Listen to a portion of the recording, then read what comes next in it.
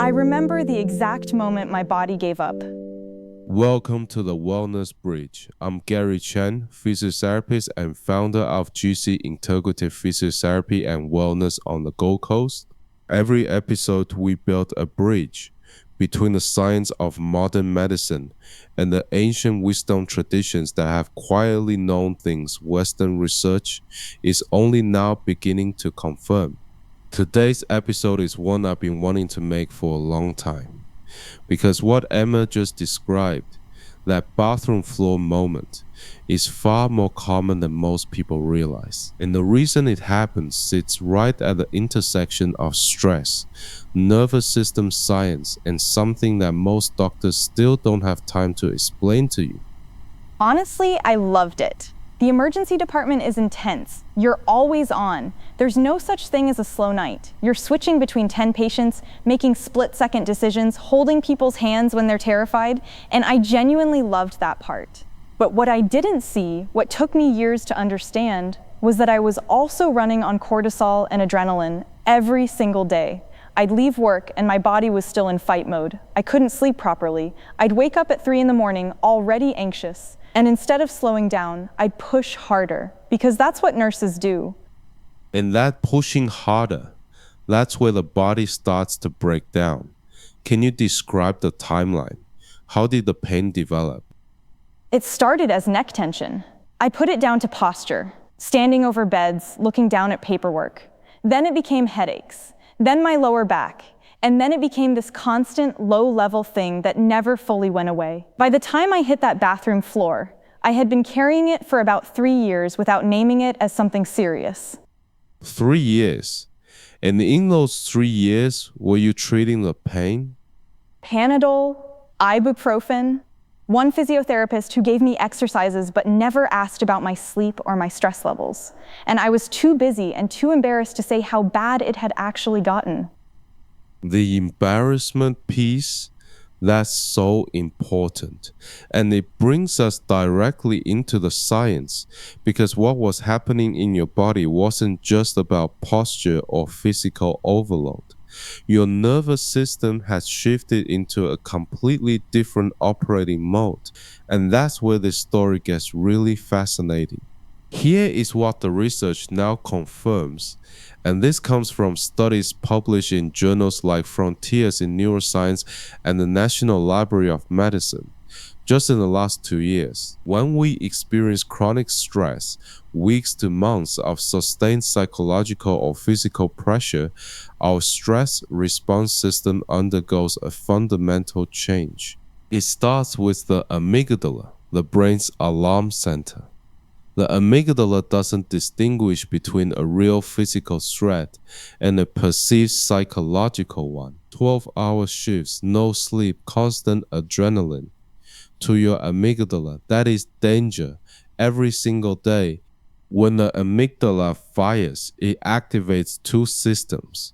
First, the sympathetic nervous system dumps norepinephrine and epinephrine into the bloodstream. Your heart rate goes up. Blood pressure rises, muscles tighten. Then the HPA axis, the hypothalamic pituitary adrenal axis, triggers cortisol release. Now cortisol is often called a stress hormone as if it's a villain, but it's not. In small doses, cortisol is powerfully anti-inflammatory. It's your body's built-in fire extinguisher. The problem is what happens when that alarm never stops ringing. After months of chronic activation, the body develops what researchers describe as glucocorticoid receptor resistance, similar to insulin resistance in diabetes. The cells that normally respond to cortisol stop listening, and when that happens, cortisol can no longer put out the inflammatory fire. In extreme cases, it can actually become pro-inflammatory. The fire extinguisher becomes a flamethrower. And this is where central sensitization develops.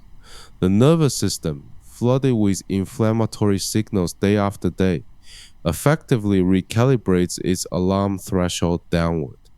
What used to be a 2 out of 10 signal becomes a 7. What used to feel like mild tension becomes debilitating pain. even with no new injury, no tissue damage. The pain is real. It is not imagined, but its volume has been turned up by a nervous system that has learned to be hypervigilant. That description, the volume being turned up, that's exactly what it felt like. And for years I thought something must be structurally wrong with me. Every scan came back normal, and every time a doctor said there's nothing there, I felt more confused and more helpless.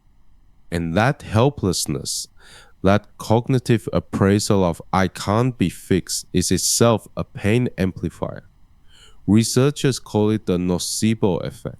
A 2024 review found that catastrophizing, fear of pain, and negative beliefs about recovery directly activate the same neuroendocrine pathways as physical stress. In fact, a verbally induced negative expectation, a doctor saying this is going to be very hard to treat, can trigger a measurable cortisol surge and increase pain intensity within minutes. Words are biology. I had a specialist who said exactly that to me. Your spine looks fine, but people with your stress levels often never fully recover. I went home and I was in more pain than when I walked in. I believe you completely. And that also points to how powerful the reverse is. When we start giving the nervous system the right signals, the volume comes back down. This is where I want to bring in something that Western neuroscience is catching up with very quickly, and that traditional Chinese medicine and Eastern movement practices have been saying for over 2,000 years. In traditional Chinese medicine, there is a concept called the mind-body-spirit continuum. The idea that emotion, physical sensation, and spirit are not separate systems. Sustained fear and anxiety in TCM theory are associated with the kidney system and are seen as the root of lower back pain and chronic fatigue. The body and the emotional state are one system, and when one is under siege, the other responds. What's remarkable is that modern somatic therapy, developed entirely within Western clinical settings, arrives at almost the identical conclusion through a completely different route. Somatic experiencing, developed by Dr. Peter Levine, works by helping the body complete the physiological stress cycle that trauma or chronic stress has left frozen mid-cycle. A randomized controlled trial by Anderson and colleagues found that brief somatic experiencing, just 6 to 12 hours of therapy, significantly reduced fear of movement and improved outcomes in patients with chronic low back pain. That's what turned everything around for me. My physio introduced me to breathwork combined with gentle movement, and for the first time I started noticing that my pain wasn't constant. There were moments during slow breathing where the volume actually dropped, and that was proof to me that this wasn't structural. It was a signal problem. A signal problem. That is the most accurate description I have ever heard from a patient. You understood the mechanism instinctively before anyone explained it to you. So let's get concrete. If you are in a stress pain loop right now, here are 5 things you can begin today.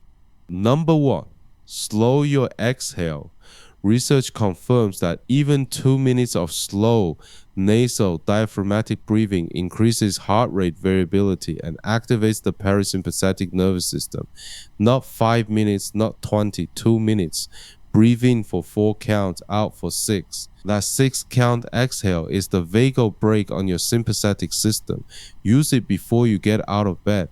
Number 2, protect your sleep like your recovery depends on it. Because it does. A 2023 longitudinal study of healthcare workers found that sleep quality is the primary mediator between occupational burnout and chronic multi-site pain. 7 to 9 hours, consistent bed and wake times, no screens in the hour before bed. Number 3, change the story you tell about your pain. pain neuroscience education, teaching people the biology of why their nervous system is amplifying signals, consistently reduces catastrophizing, fear of movement, and over time pain intensity itself. The reconceptualization from something is broken to my nervous system is sensitized and can desensitize is clinically therapeutic. Number 4, move gently, especially when the pain is telling you not to. Central sensitization is maintained by avoidance, gentle movement, Tai Chi, Qigong, slow walking, delivers low-stress signals to the nervous system and begins the process of recalibrating that alarm threshold back up. Start with 5 minutes. And number 5, and Emma, I want you to say this one. Find someone who asks about your whole life, not just your body part. The physio who changed everything for me didn't start by asking where it hurt. They asked about my work, my sleep, my stress, and for the first time, I felt like my pain made sense. That sense-making is part of the treatment. Emma, last question. What would you say to someone listening right now who is lying awake in pain, who has been told their scans are normal, who feels like they're going crazy? I'd say your body is not broken. It's honest. It is telling you, as clearly as it knows how, that it has been running on empty for too long. And that message, as awful as it feels right now, is the beginning of the conversation that changes everything. Your body is not broken, it's honest. I want that to be the sentence you carry out of this episode today. Emma, thank you from the bottom of my heart. Your story will help people they'll never meet. Thank you, Gary. This is exactly the kind of bridge I needed someone to build for me. And that's the Wellness Bridge. I'm Gary Chen. If this episode resonated with you, please share it with one person who needs to hear it today. Subscribe on Spotify or Apple Podcasts. And if you're on the Gold Coast and want to explore integrative physiotherapy, find us at gcintegrative.com.au. Remember, together we find balance in one,